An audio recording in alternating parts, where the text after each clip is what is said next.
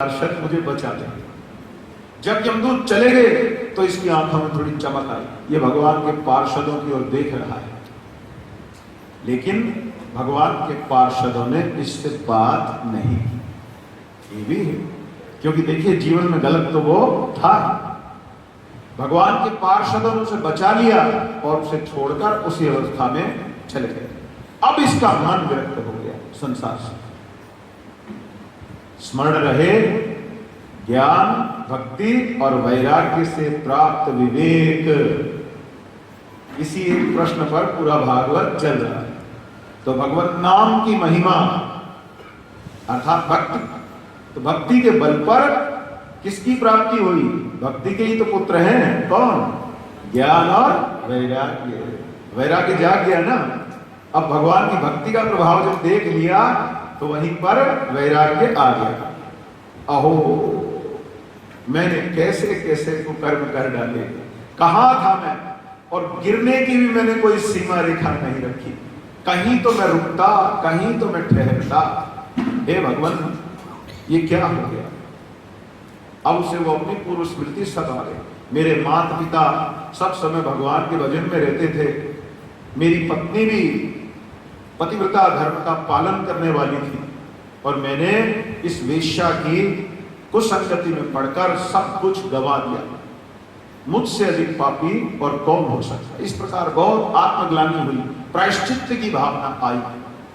तो व्यक्ति अपने अंतःकरण में अपने पापों को स्वीकार कर ले और भगवान से क्षमा याचना यदि कर ले, और भगवत भक्ति में भक्ति योगी तीव्र भक्ति से प्रभु के शरणागत हो जाए, तो उसके समस्त प्रकार के दुष्कर्मों का भी प्रायश्चित हो जाए। ये सब अभ्यास से हो सकता है। ठीक है, वो तो बात है, अभ्यास तो भगवान ने कहा। तो इसीलिए महापुरुष ने भगवान से कहा, कृष्ण स्वदीय पद पंकज पंजरांते अद्यैव में विशतु मानस राजहंसा। हे श्री कृष्ण, आपके चरण कमल रूपी पिंजरे के बीच में मेरा मन रूपी राजहंस आज ही बैठ जाए। कृष्ण स्वदीय पद पंकज पंजरांते अद्यैव में विशतु मानस राजहंसा। प्राण प्रयाण समये कफवात पित्तै कंठावरोधन विधौ स्मरणं कुतस्ते। जब मेरे प्राण निकलने लगेंगे और मेरा गला कफ, वात और पित्त से रुका हुआ होगा, तब आपका स्मरण भी नहीं हो सकेगा। अभ्यास से होगा। अभी से अगर ये आपके चरण कमलों में बैठ जाएगा तो फिर इसका अभ्यास सदा बना रहेगा। कृष्णस्वदीय पद पंकज पंजरांते अद्यैव में विशतु मानस राजहंसा। प्राण प्रयाण समये कफवात पित्तै कंठावरोधन विधौ स्मरणं कुतस्ते। श्री कृष्ण गोविंद हरे मुरारे हे नाथ नारायण। श्री कृष्ण गोविंद हरे मुरारे हे नाथ नारायण। तो इस प्रकार से इसने अब अपने घर का त्याग कर दिया और जितना भी जीवन शेष था भगवान के भजन में डूब गया। और भगवत भजन करते करते अपने शरीर को अंततः त्यागा। और देह त्याग जब हुआ तब वे ही पार्षद भगवान हरि के पुनः उसके निकट आए और उन्होंने उसे उस वैकुंठ धाम से आए हुए विमान में चढ़ाया। उनका स्पर्श होते ही इसका भी दिव्य रूप हो गया, और चतुर्भुज नारायण जैसा उनके पार्षदों का स्वरूप होता है वैसा ही स्वरूप हो गया, और उनके साथ बैठकर वैकुंठ धाम चला गया।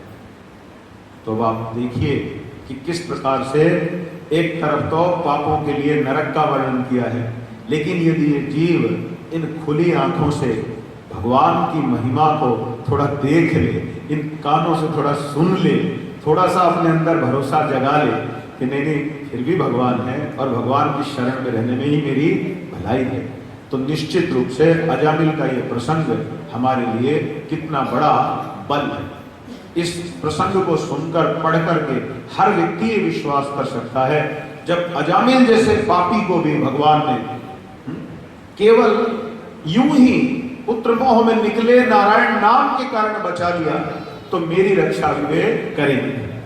मेरी भी रक्षा वे कर लेंगे। क्या ये विश्वास नहीं जगता है अंतःकरण में? सोचिए, अजामिल के कर्मों पर विचार करिए, उसके भजन की कोई स्थिति नहीं थी, फिर भी भगवान बचाते हैं, तो मुझे भी बचाइए।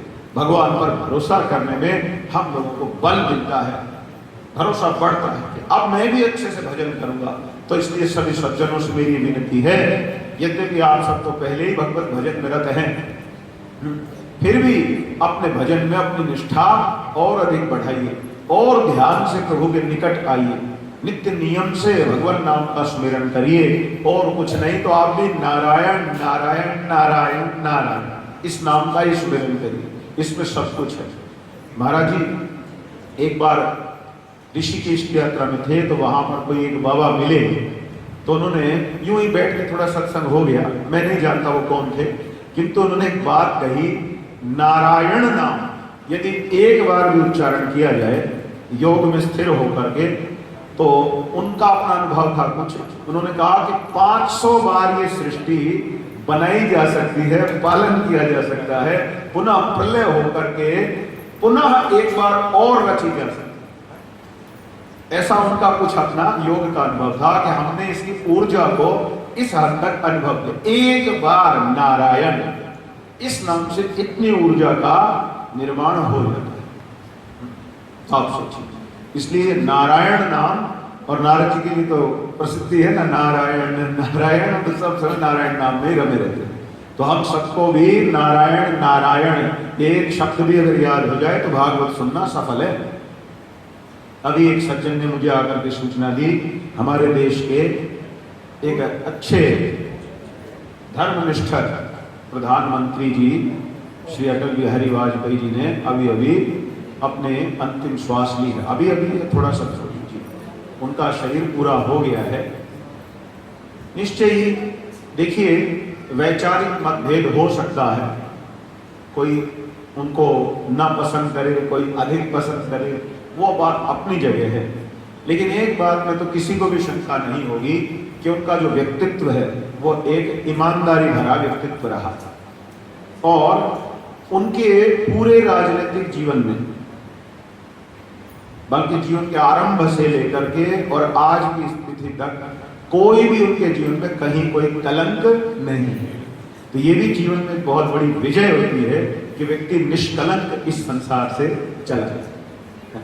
तो ऐसे इस भारत राष्ट्र के सेवक को हम लोग भी इस श्रीमद् भागवत कथा में प्रार्थना करते हैं कि श्रावण मास में शुक्ल पक्ष की षष्ठी तिथि पर आज उन्होंने अपना शरीर पूरा किया है, तो भगवान निश्चय ही उन पर कृपा करें और भगवान श्री हरि उन पर अपने चरणों की छाया करें, उन्हें अपने शरण में ले लें, उनकी उत्तम गति हो, उन्हें श्री हरि की कृपा मिलती रहे। जो भी हो, उन्होंने अजामिल ने अपने पुत्र का नाम नारायण रखा था और इनके माता पिता ने इनका नाम अटल बिहारी रखा था जी। अटल मैंने जो कभी टलता नहीं है, ऐसा विहार करने वाला सर्वव्यापी परमात्मा, ये तो उनके नाम में था, इसलिए उन पर भगवत कृपा तो विशेष होनी ही चाहिए। जी। और वैसे भी एक निष्कलंक व्यक्तित्व कोई व्यक्ति जीवन भर बनाए रखे, सहज बात नहीं। इस कलयुग में आप किसी के भी जीवन में झांकेंगे, कहीं ना कहीं कुछ गड़बड़ी दिखेगी। और राजनेता निष्कलंक जीवन जी है, ये तो अपने आप में विशेष से भी विशेष बात हो जाएगी। इसलिए हम लोग भी प्रार्थना करते हैं भगवान उन पर अपनी कृपा बनाए रखें। तो इस प्रकार अब आगे बढ़ते हैं मित्रों। इसके बाद वर्णन आता है दक्ष के द्वारा भगवान की स्तुतियां की गई और भगवान उन्हें दर्शन देते हैं। नारद जी के उपदेश से दक्ष के पुत्रों को विरक्ति की कथा का वर्णन किया गया है, और जब नारद ने पुनः उनके अन्य पुत्रों को भी इसी प्रकार विरक्त बना दिया अपने धर्मोपदेश से, तो दक्ष ने उन्हें श्राप दिया कि तुम भी 3 दिन से अधिक एक स्थान पर टिक नहीं पाओगे। जैसे तुमने मेरे पुत्रों को साधु बना दिया, वे अपने घर से विरक्त होकर के चले गए। तो देखिए, साधु के लिए, नारद जी को तो भगवान की भक्ति का प्रचार प्रसार करने से मतलब है, उनको और कोई काम नहीं इसके अलावा। जहां भी जाते हैं हर किसी के व्यक्तित्व को समझेंगे और उसको भजन में कैसे आगे बढ़ा दें। भक्ति सूत्र उन्हीं के बनाए जी हुए जी, भक्ति सूत्र ग्रंथ के नारद भक्ति सूत्र स्वयं नारद मुनि का ही ग्रंथ है। और नारद जी जहां भी जाते हैं, ब्रह्मांड के जिस भी कोण में जाते हैं, हर जीव को भक्ति में आगे बढ़ाने का ही कुछ न कुछ प्रकल्प आरंभ कर देते हैं। तो नारद जी ने इसको अपने लिए कोई श्राप नहीं माना। नारद जी का एक भक्ति सूत्र बोल रहा हूँ, जी भक्ति परानुरक्ति ईश्वरे सात्वस्मिन् परम प्रेम स्वरूपा अमृत स्वरूपा। जी नारद भक्ति सूत्र। जी। तो आचार्य जी की कृपा तो हमें मिल ही रही है, 2 दिन से थोड़ा कम कर रखी है लेकिन मिल रही है, ये भी बहुत है ना। आज तो मुझे आशा नहीं थी, मुझे लगा आपका निमंत्रण आया हुआ है तो मुझे लगा आज हम वंचित रहेंगे, लेकिन उनकी हम पर निश्चित रूप से आए तो भी कृपा है। लाल बहादुर शास्त्री केंद्रीय संस्कृत पीठ वाले जी आज धर्म सम्राट स्वामी कृपा जी मुझे याद है, इसीलिए मुझे आशा नहीं थी कि शायद आज आप हमें दर्शन देंगे, लेकिन उनकी हम पर विशेष अनुकंपा बनी हुई है, उन्होंने हमें ही चुना है, हमारा सौभाग्य। जी, तो इस प्रकार से मित्रों नारद जी ने 3 दिन के एक स्थान पर ठहरने रूप इस श्राप को अपने लिए वरदान नहीं माना। नारद जी ने सोचा अच्छा है, अब तो मैं अधिक भ्रमण कर सकूंगा और साधु जितना भ्रमण करे उतना ही जगत का कल्याण कर सकता है। अगर एक ही जगह टिक गया तो सीधी बात है, फिर तो वहीं बैठा बैठा चंद लोगों को शिक्षा देगा, आज यहाँ कल वहां चलता रहे तो रोज न जाने कितने जीवों का उद्धार उसके हाथ से होता रहेगा। तो इसलिए नारद जी ने इस श्राप को अपने लिए वरदान मान लिया। बोलिए नारद जी महाराज की जय। अब इसके पश्चात हम लोग केवल नाम लेकर के ही कुछ कथाओं का आगे बढ़ेंगे। नारायण कवच के उपदेश की चर्चा भागवत करता है, फिर विश्वरूप का वध वृत्रासुर, इसकी चर्चा हम कर चुके हैं। वृत्रासुर द्वारा देवताओं की हार, भगवान की प्रेरणा से देवताओं का दधीची ऋषि के पास जाना, दधीची अपनी अस्थियों को दे देते हैं केवल इसलिए जिससे संसार का भला हो सके, भगवान की इच्छा को पूर्ण करते हैं। और उनकी ही अस्थियों से वज्रास्त्र बनाया गया जिससे वृत्रासुर का वध किया गया। देवताओं द्वारा दधीची ऋषि की अस्थियों से वज्र निर्माण आदि ये सब कथा श्रीमद् भागवत में आती है। इसके पश्चात प्रश्न उठता है कि वृत्रासुर ने जाने से पहले आखिर भगवान के विषय में इतना गंभीर भाव कैसे प्रकट कर दिया परीक्षित जी की तरफ से। ये संभव नहीं, क्योंकि कोई दैत्य इतने ऊंचे विचार रखे समझ नहीं आता। तो इसके लिए उन्हें वृत्रासुर के पूर्व जन्म की कथा सुनाई गई और पूर्व जन्म में ये चित्रकेतु थे। चित्रकेतु महाराज ने इनके यहाँ संतान नहीं थी। मैं इस कथा में अधिक प्रवेश नहीं करूंगा, मुझे चिंता हो रही है महाराज जी, 4था दिन हो गया है और अभी हम बहुत पीछे चल रहे हैं, इसलिए थोड़ा थोड़ा स्पर्श कर करके ही आगे बढ़ना पड़ रहा है। मैंने कहा वैसे आज आरंभ में हमारा अभ्यास इस प्रकार का है कि एक प्रसंग को ही लेकर 8-10 दिन प्रवचन किया जाए, जिससे उस प्रसंग की फिर अच्छी प्रकार से मीमांसा हो सके। 7 दिवसीय में तो बहुत कुछ है, बस यूं नाम साली लेकर के कुछ ही बातों पर विशेष विचार हो सकता है। ठीक है, तो चित्रकेतु महाराज को पार्वती जी का श्राप लगा था। जब ये तप करके वापस लौट रहे थे तो इन्होंने देखा भगवान शंकर के निकट माता पार्वती अति निकट बैठी हैं और भगवान शंकर ऋषियों को उपदेश दे रहे हैं। तो ये देख करके इनको आश्चर्य हुआ, इस प्रकार माता इतना निकट बैठी है और उपदेश चल रहा है, वाह क्या महिमा। इनकी अपराध भावना नहीं हुई थी, लेकिन माता को ऐसा लगा कि चित्रकेतु तो मेरा अपमान कर रहा है। देखो शिव जी ऐसा लग रहा है मानो गोद में बिठाए हुए हों और उपदेश दे रहे हैं, मतलब आक्षेप लगा। अच्छा, ये एक तरफ पत्नी को अपने पास बिठाए हुए हैं और ऊपर से फिर यहाँ बड़ी बड़ी ज्ञान की बातें बना रहे हैं, कम से कम तरीके से तो बैठ जाओ। माता को ऐसा आभास हुआ, लेकिन चित्रकेतु की भावना ऐसी नहीं थी। चित्रकेतु की भावना थी ऐसा अद्भुत व्यक्तित्व सिर्फ भगवान शिव का ही हो सकता है, जो पत्नी को इतना निकट बैठा करके भी स्थिरता पूर्वक ब्रह्म ज्ञान का प्रवचन कर सकते हैं। उसकी भावना ये थी, पर माता को लगा वो हम पर आक्षेप कर रहा है, और माता ने उसे श्राप दे दिया कि तू जा, पुनः असुर हो जा। और इसीलिए ये वृत्रासुर नामक योनि में प्रवेश कर गए। लेकिन भजन, जैसे मैंने आपसे कहा, भजन जिसने किया है वो भजन नष्ट नहीं होता, भजन का प्रभाव तो जन्म जन्मांतर तक भी बना रहता है। आज सुबह महाराज ने कथा पढ़ रहा था, कोई चर्चा चल रही थी, कुछ लोग बैठे थे, शिव महापुराण में कोई प्रसंग छिड़ गया, कोई बात हो रही थी, तो एक चांडाली का प्रसंग आया। तो वहां पर वर्णन है कि सौमिनी नाम की एक चांडाली थी। भगवान नाम की महिमा ही है उसमें भी। तो कोई कारण था, वो इसीलिए उन्होंने पूछ रहे थे खोल करके कि इसको कैसे। हमने कहा सब ठीक है, शास्त्र की हर पंक्ति सही है, हम ना समझ पाए वो हमारा दोष है, लेकिन शास्त्र के विषय में शंका नहीं होनी चाहिए कि ये शास्त्र में क्या कह दिया। तो सौमिनी एक ब्राह्मणी, उसका विवाह ब्राह्मण कुमार के साथ में उसके पिता ने किया, लेकिन दुर्भाग्य से पति अति शीघ्र मृत्यु को प्राप्त हो गया। सौमिनी बहुत दुखी हुई, सौमिनी ब्राह्मणी, और दुखी होने के बाद कुछ समय बाद अकेले रहते रहते रहते उसका चरित्र खराब हो गया।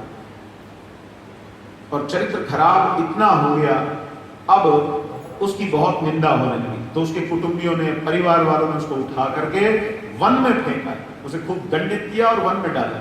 अब वन में भी किसी शूद्र पुरुष के साथ उसने विवाह कर लिया और उसी के साथ रहने लगी, नित्य मद्यपान करने लगी और नित्य मांसाहार करती, बिल्कुल पतन की चरम सीमा पर जा पहुंची।